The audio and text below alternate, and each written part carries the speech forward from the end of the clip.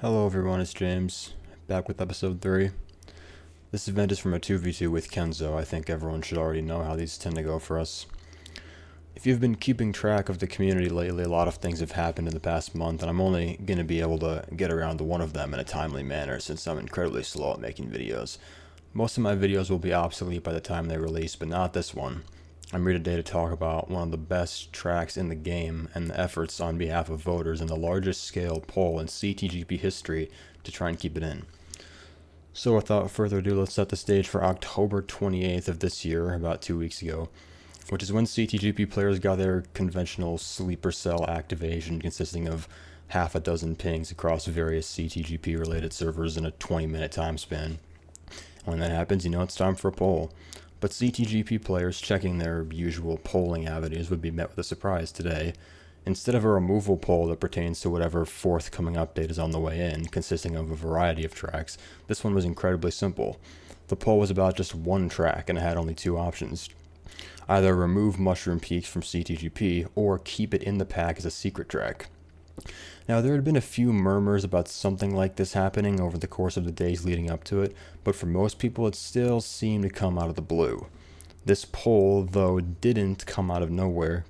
It was the result of a slow burn occurring over many years as the demographics of CTGP, as well as their respective attitudes towards the pack, changed and eventually molded into what they are today. So I know I said we're starting with October 28th, but let's actually go back half a decade to 2019, which can, in retrospect, kind of be seen as a somewhat transitive time period for CTGP. I'd say this is right around the time when the very first fledgling traces of CTGP attempting to appeal to dichotomized demographics started to become a general idea within the community. Not all, but a big chunk of old and difficult so-called classic tracks that thrived in the meta of the update drought period of 2016 to 2017, as well as up until 2018, were getting removed. Some key removals that marked this shift were District 65, Faraway Land, both F-Zeros, Base Basher City, Candy Mountains, Forsaken Mansion, and, of course, Thunder City. Now, as you can imagine, this caused people, especially incoming casuals, to get the idea, whether consciously or subconsciously, that CTGP was becoming more professional and undergoing a kind of subversive standardization. And as a result, the cultural climate surrounding these kinds of difficulty core tracks, just going to define that term now so I can use it in future videos, that did still exist in the pack that supposedly had bad design, as well as tracks that were slated to get in at the time, took its first steps towards this direction of this over-analytical approach towards a track's gameplay, the likes of which we've seen ubiquitously for years in Council at this point and have come to embrace nowadays, but it was a much newer approach at the time. So, then in June of 2019, some drama popped up after an MKW YouTuber named MKW, yes, the item smuggling guy, someone who's barely even played this game, least of all competitively, uploaded a quote-unquote review of Mushroom Peaks to his channel. But don't be fooled by the term review, because it hardly qualifies as one. When I hear the term review, I think of something that exists on a high level. That is to say that the person making the video is actually going out of their way to analyze something while considering it in its entirety, and attempting to paint a broad picture of the thing. With regards to a track review, that would be something like the track's overarching design philosophy, how it compares to other tracks in ways like aesthetic, style, and how it drives, what kind of track it is online, running or bagging, and generally trying to conceptualize it overall while being able to deliver some kind of message that encompasses the track in its totality. Mankalore doesn't do that, and that's because the video was never actually intended to be a review. The original title of the video was Mushroom Peak Sucks MKW Custom Track. This retcon of a review, quote-unquote, of Mushroom Peaks is a less than 5 minute long video, and in it he spends less than 2.5 of those minutes actually playing Peaks itself. The video consists of Mankalore driving a lap of Peaks while commenting upon what's directly ahead of him on the track. with the exception of just 2 short segments where he actually takes time to criticize the design and try and imagine how it plays on a grander scale in a race.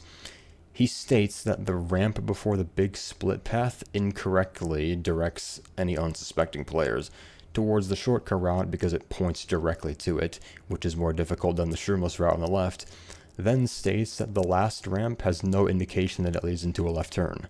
Both of these things you'd learn after playing a single lap, so I'm surprised he wouldn't take more time than he already did to denounce the difficulty of driving the mushroom sections themselves. To imply that those things are a huge issue is also to insinuate that casuals are just completely brain damaged, which they aren't. They can, in fact, remember where to go on tracks they've played before, just as we all can. And I don't think he's trying to imply that, of course, but it is a position that I see a lot with the issue of things like blind turns on CTs that seemingly suggests that people who play the game don't have the faintest clue what they're doing and need to be pandered to 24/7. Now, I realized I wouldn't be able to go the entirety of the video without trying to at least briefly justify Peaks' existence in the pack, since I did vote for it to remain in as a secret track. So here's my counter-argument to Manklor's video. There are difficult sections in MKW, and you're going to come across them quite frequently. There are also sections that require you to go out of your way to learn them and recall their idiosyncrasies in order to navigate them consistently. Even on regs, look no further than BCW's zippers with a reject route on them if you ascend them too early, or the rainbow road turn after cannon. You stand to lose a lot of time if you don't drive it properly. Even something for new players like the DKM turn skip can be a source of trouble. But because the idea of blaming Nintendo for bad design is seen as like too insurmountable of a challenge to attempt, no one points any of this out or criticizes the developers of MKW itself for not being forward-thinking enough. And just to be clear, I have no problem with difficult sections. It's a good thing they exist, and it does raise the skill ceiling of the game. The hypocrisy is on behalf of anyone who claims that MKW has good design principles as a game, but gets upset when the same kind of skill gap and noob filters exist on CT simply because they haven't become accustomed to them yet like they have on regs. And I'm sure that the response to that will be that learning Peaks is more difficult than learning any reg track, which is true. However, having to learn isn't just a part of CT culture, but it's also an unavoidable fact of life that you'll need to come to terms with when you get into CTs. Some tracks are just easier to learn and have a lower skill ceiling than others. But back to the video. Since I never explained what the other 2.5 minutes were, the video, the final 2.5 minutes that is, was just a glorified advertisement shilling Mushroom Mountain by Ferv, which was a remake of Peaks that had come out recently at the time, with Manklor stating that it should be added to CTGP in place of Peaks' existing track slot. And then the video ends, with barely anything substantial having been said that hadn't already been circulated hundreds of times in the community already by that point. With that in mind, it's somewhat understandable that what ended up happening next took place. The reception to this rushed and lackluster infomercial would have been completely underwhelming, if not for the fact that Mr. Bean himself then proceeded to have a complete meltdown in Manklor's comment section about how the title and thumbnail of the video were so provocative for a video where he then proceeds to only take a lukewarm, milk-a-toast kind of approach, like, oh, well, people can fall off here, you know? It was only a slightly lesser-known fact at the time than it is now that Bean is prone to completely crash out on a dime, but Bean responding to the video at all was still surprising regardless.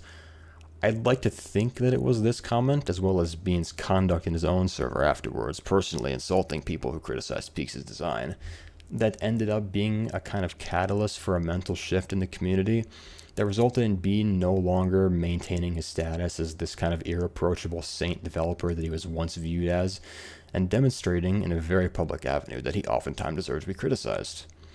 Another proximal effect of that shift was that phase of like MKW community video essays by various YouTubers like Justin Wheel and Ket, beginning in late 2019 and continuing into the early 2020s, that sought to expose and outline all the problems with the MKW community at the time.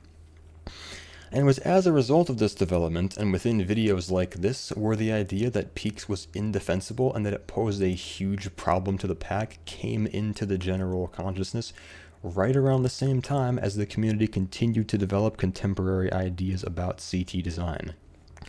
Those kinds of videos are still being made, by the way. I got some retro rewind apologist bitching about CTGP in my recommended tab just a few weeks ago. And so, over the course of the next 5 years, all of the factors that have been developing quietly in the background continue to unfold, with more and more hate being piled upon Peaks and less faith in Bean's ability to properly develop CTGP. Until the October 28th, 2024 poll, at which point all those collective complaints about Peaks are finally being put to the test in the only way that the admins know how, in the post-Melg era at least, which is a community-wide poll. You see, someone had the idea to keep Peaks in the pack, but with the consolation being that it would be kept in only as a secret track, which is a pretty good idea because it results in the most harm reduction for Billy and Timmy just trying to enjoy their CT Worldwides, so that it can be played amongst people who do enjoy it while simultaneously making it harder for that perceived kind of stochastic terrorism to occur in Worldwides when complete random spam voted. And it worked. The turnout for the poll was huge, much greater than the ones that determine what tracks get removed in conventional update polls. More than 2,000 people voted, which is a turnout that, typically compares to just 500 or 600 unconventional update polls.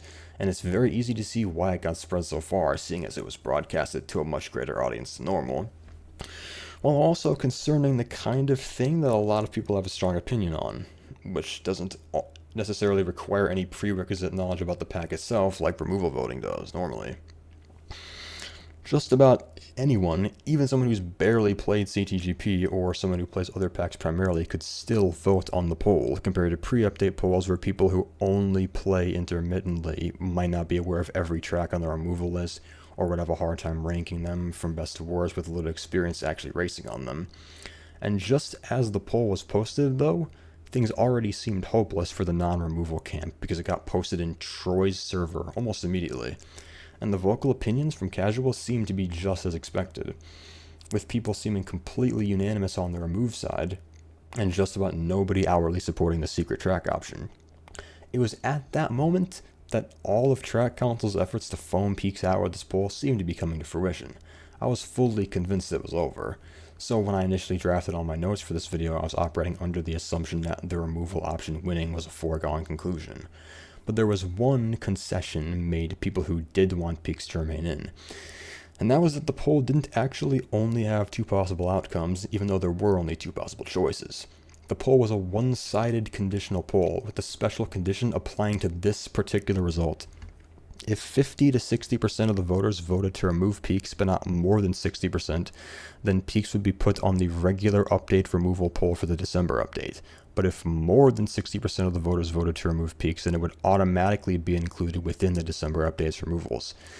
Now, this would have essentially guaranteed Peaks' removal regardless, since it would take less people to vote and for a lower proportional threshold of those votes to oppose Peaks staying in the pack in order for Peaks to be removed in December. The condition was really just a thinly veiled way of buying time before the nail would have been put in the coffin, and letting people who wanted Peaks to remain in not feel as if removal of the oldest and most recognizable track in the pack was just a simple one-and-done decision. But the disproportionate outcome lies in the discrepancy that there was no special condition for the 50 to 60% threshold on the secret track side. And given that Peaks is the most controversial track currently in the pack and has been specifically and exclusively, often at times, discussed with reference to its removal for a very long time, exceeding the 60% threshold of votes to keep it in may as well have been an impossibility. But anyways, I'll get back to the incongruent condition later on. The thought of having this bone thrown to us to anti-removal voting good guys didn't even matter to me at the time because I assumed that the proportion of removal voters would exceed 60% regardless. I mean, it really seemed like we were screwed, once again. And so, I started to cope by writing the notes for this video. Like I said, I wrote this upcoming section under the assumption that Peaks was getting out. And like with most cope struggle sessions, my first thought was to question the basis of the system itself. Now, this is already something I do regardless, but like I'm going to with my flowery greenhouse video in the future whenever I decide to make it, but I question the choice to put it to a public poll in this scenario. There are multiple substantial differences when it comes to this single issue poll in particular compared to the update removal polls. The primary concern of mine came down to the simplicity and commodification of the poll. Update removal polls require knowledge of the entire pack, primarily its most obscure tracks, since those are the ones slated to get out, and involves a more cognitively rigorous process than a single vote. You have to not only use your experience of these obscure tracks, goodbye Zay, within CTGP to determine which ones you think don't deserve to remain in the pack, but also rank them against each other and decide which ones you feel deserve to remain in versus which ones you don't believe should have been on the poll in the first place. On the contrary, anyone who's ever even touched CTGP can make the binary and completely emotionally influenced decision to vote Peaks out. Despite my gripes with the democratization of the track removal system itself, the process of actually sitting there and deciding upon your rankings of each track on the Google form is conducive to a far deeper level of thought than a poll about a single track could ever hope to be. Even something like the notion of trying to place your votes strategically so that if you, for example, liked a controversial track that was on an update removal poll, you could go out of your way to rate it highest so as to cancel out someone else's vote ranking it lowest. None of that applies to this poll. You open the form with the idea in mind of exactly what you're selecting and click yes or no. It then follows that something like this would be getting many more votes with much less individual thought put into them. But don't take it from me, take it from the more than 2,000 people who voted. If you assume 500 to be the average for an update removal poll, then that's 4 times the average.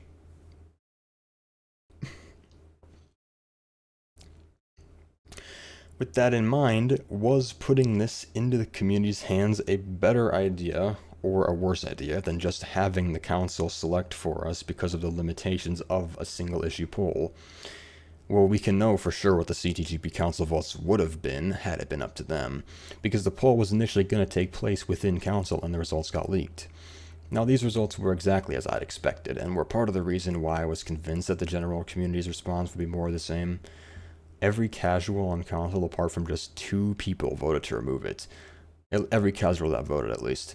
And every competitive player above a D4 level, i.e. not Bowser498, apart from just 1 Echo, voted to keep it, for a total of 22 votes for removal and 10 votes to make Mushroom Peaks a secret track. Here's the thing about how the council members would have handled it if it were left up to them. Even the council members who put the least thought into their votes, I suppose it'd be the casuals doing that simply because they spend less time with the game and are going to give more mental consideration to the average track than a member of the public, at least, who's going to make decisions upon tracks primarily based upon their experience in the races, especially the first race that they play on it, as Echo pointed out to me. However, when it comes to Peaks, nobody is immune to falling for that same kind of trap of forming an opinion based upon a bad experience in a race. Because there's a stronger emotional response that you have in this hypothetical scenario, since Peaks is far harder than most tracks, that opinion is going to be sticking around for longer. And I like to think that the preemptive acknowledgement of that same phenomenon was one of the reasons why the 50 to 60% removal vote clause existed. With specific reference to Peaks, I don't think they would have been a good idea for council to vote on it, because the very particular and ingrained ideas of the factions within council, like the casuals, are going to naturally hinge upon that basis, a basis which could be the case or not be the case, such as that Peaks is ruining the pack, and that its existence alone poses a huge problem. But why exactly? And the reasons for this are twofold. Because activity on CTGP has been declining, and because Peaks is perceived as a contributing factor to the reason why new potential casual players aren't investing as much time into CTGP as they otherwise would be. Ergo, here's the casual problem.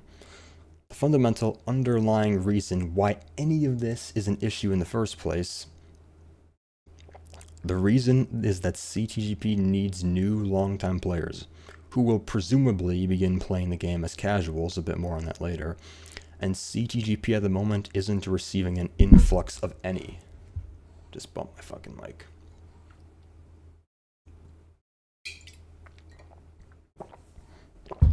Even CT worldwides are deader than ever, despite the 2,000 voters on the poll. Funny. But when it comes to this problem, it's pretty much impossible to exclusively isolate peaks as a track as the reason behind any of this. Because right now, there are so many converging factors as to why CTGP is declining in popularity that trying to isolate them would be completely self-defeating and wouldn't get anywhere. So let's just take the current state of the community as a whole as the frame within which to discuss all of this. Let's start with an example from that video in my recommended that I mentioned previously. The video is called The Real Problem with CTGPR, real in all caps. This guy says that he has a friend who went as far as to quit CTGP entirely because he played peaks and couldn't even complete a single lap. I was kind of taken aback by this because this is something that I've heard as a theoretical scenario countless times alongside the phrase driving people away. But I didn't think I'd see an outright example of it. As if to say, yup, I'm done and it's Mr. Bean's fault for keeping this in. But to state that removing peaks is somehow where the threshold for these kinds of people would be permanently satisfied, and that their standards for tracks would never become more casualized in that specific position, is to imply that peaks hasn't simply managed to become a focal point for a concern that casuals tend to have, a small-scale problem that's been decreasing steadily over the course of CTGP's entire lifespan, with CTGP's most difficult tracks in general. If peaks were to be removed, my prediction would be that the exact same problem that the kind of people who quit CTGP over peaks currently would merely shift their focal point of grievance towards not just one track in particular where it can be easily kept track of, but rather to the entire span of difficult and comparatively unintuitive tracks that exist throughout the pack. I used to hear a lot about Melting Diamond Melee, for example, and even though that was updated, I don't think it was changed substantially enough to fully placate the concerns of its detractors. And not just Melting. I've also heard less about Bean's other tracks like Six King and Incendia as well as every other difficult track still in the pack like Undiscovered that casuals could take issue with. I think the reason as to why I've been hearing less and less about the aggregate of all the other remaining tracks with casual averse design choices is because so much of the casual player base's disdain towards difficulty and steep learning curves have been placed onto peaks as the scapegoat. It's a much more strictly controllable and observable phenomenon if we're trying to assess all of the casual side hatred towards peaks than it is if every hard track and design flaw in the pack is being collectively judged. If peaks were to be removed, then who's to say that the same people currently complaining wouldn't then move the goalposts and apply that same concern to a much greater and far more difficult to diagnose span of the pack? Because it's not as if the underlying basis for their hatred would be at all impacted or mitigated by the removal of just a single track, as popular as it is. Because the aspect that is actually being taken issue with is that something in the pack is too difficult and too learny. So let me try my hand at addressing the age-old issue of get good. What's interesting to note is that across more than half a dozen video essays, I've yet to actually see someone earnestly try to get to the bottom of what is meant by the phrase get good. It's an argument that can be effortlessly hand-waved away with this concept of like bad faith elitism. And the reason why people respond by telling casuals, and all you fifth columnist competitive players out there, I didn't forget you, who say that peaks ruins their enjoyment of the pack, is because that statement implies that you want to be able to enjoy the entirety of the pack. CTGP is not specifically a casual-oriented pack, as you can see by the fact I'm playing this fucking dog shit. It has a long legacy spanning back to before the idea of having a variety of packs that each serves a specific purpose existed. It can be described really as a community collective-oriented pack, one that's had issues regarding its identity and its capacity to fill that purpose properly, but that's still what CTGP ostensibly is, and it's because of that kind of legacy position which goes hand in hand with its history spanning back to before this like play style and meta of tracks were heavily scrutinized like they have been for the past few years, that the potential to particularly appeal to veteran and competitive players exists. If you, a casual player, imply that you want to be able to enjoy the entirety of CTGP's set of tracks, then consequently you're gonna need to be able to properly play its most difficult tracks. The good news is that you don't even need to be good at the game or possess the CT main kind of skill of being able to pick up new tracks easily in order to do this, because you can just learn each individual track that already exists. That's not to say that casuals aren't allowed to vote for peaks to get removed, or they aren't allowed to state that it's designed poorly. In fact, I wouldn't even really classify get good as an argument so much as it is practical advice. If you feel that you are at least potentially capable of enjoying, let's say 210 tracks in the pack, but really dislike 8 of them specifically because you can't play them at a functional level, then your best course of action isn't to quit the pack, but to rather learn those tracks, because casuals having to encounter those tracks are just the circumstances within which CTGP exists. And although it might seem like tracks can be arbitrarily removed sometimes, February 2023 update, anybody? They do technically still go through a pretty long and bureaucratic process, and it's more likely that something will stick around than for things to be removed willy-nilly. Had peaks just been chucked onto an update poll without having this exclusive one, it would have given the impression to the community that this kind of whining works. And whether or not it was justified here, if that mentality were to become more pervasive, then we'd end up living through an ongoing CTGP version of the Flowery Greenhouse Band and Lounge at a scope that impacts the duration of the track within the pack itself. I'd ultimately say that getting good is worth more consideration than it's given.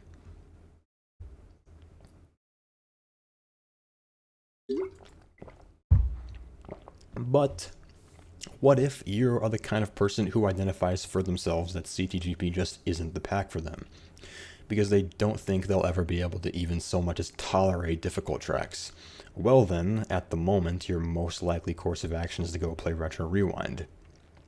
I'm not going to go into detail about the track design in Retro Rewind because that would take too long, but it's still crucial to talk about in this situation.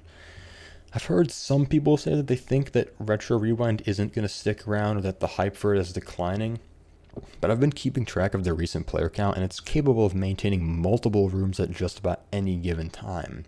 CT Worldwinds, on the other hand, are a complete ghost town.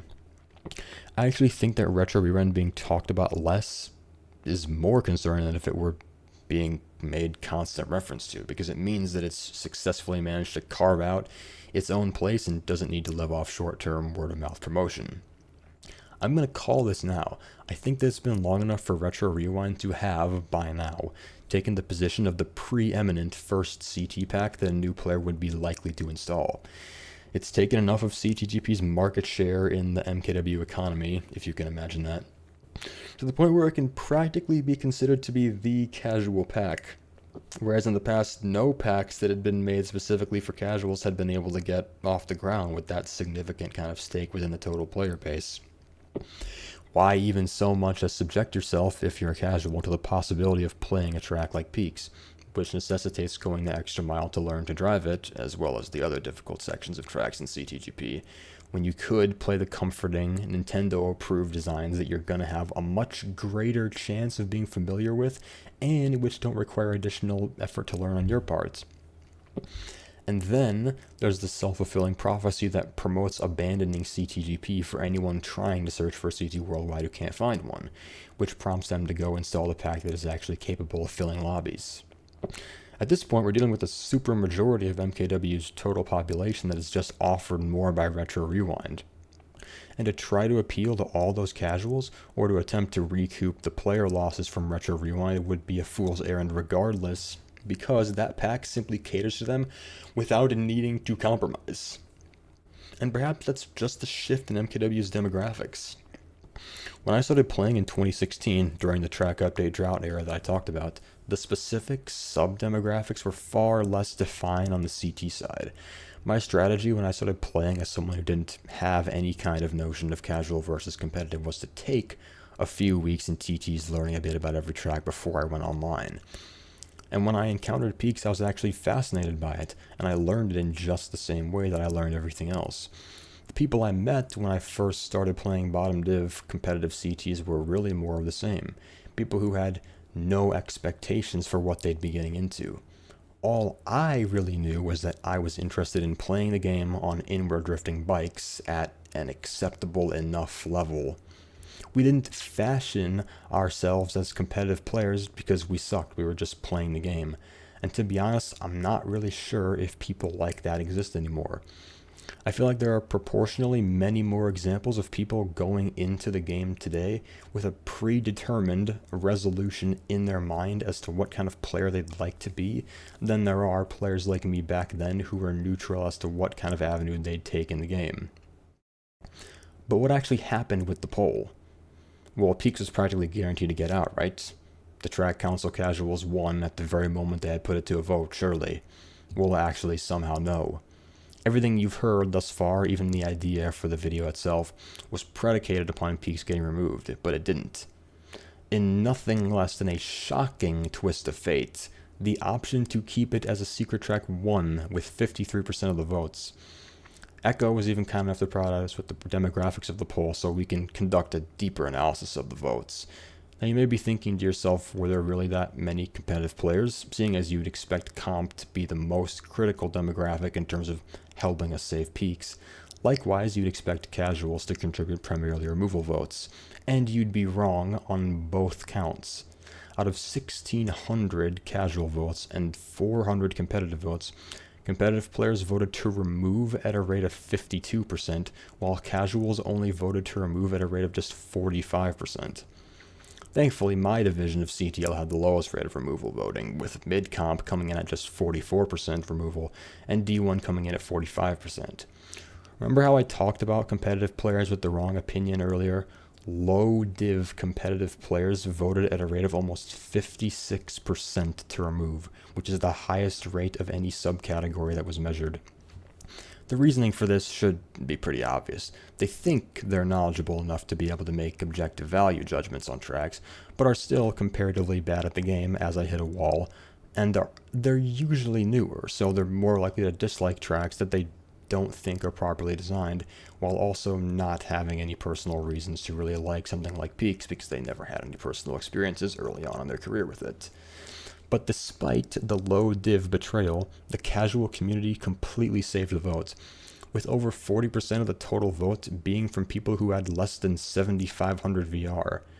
And I was talking to Echo about this, and he told me that he thinks that there was a hugely underrepresented portion of the casual community that simply appreciates Peaks for what it is, and judging by the poll, I'm forced to agree. These kinds of numbers aren't indicated by any public presence in the track tester server whatsoever, so I'm actually very glad that this silent majority got a chance to contribute here. Now what happened next was expected enough. Throughout the duration of the poll over the course of the week, Track Council was completely overconfident and essentially assumed the same thing that I had, that their private votes would be representative of the community at large, and that the margin by which the removal option would win wouldn't even be close. And in the aftermath of them being proven wrong, we got to witness a ton of coping.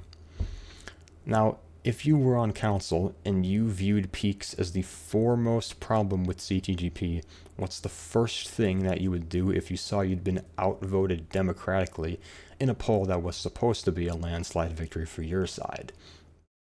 Well, you'd initially claim that it was rigged, but after that, you would then, remember what I said earlier, question the decision itself. In this case, that would be the choice to democratize the potential removal of Peaks in the first place. And that's exactly what people did. We had council members claiming that the poll should be redone, insulting the voter base, and stating that people hadn't voted in their own best interest. And even Karp himself outright admitting that he thought that there were illegitimate votes on the Google form that were there by the decision maker of the poll.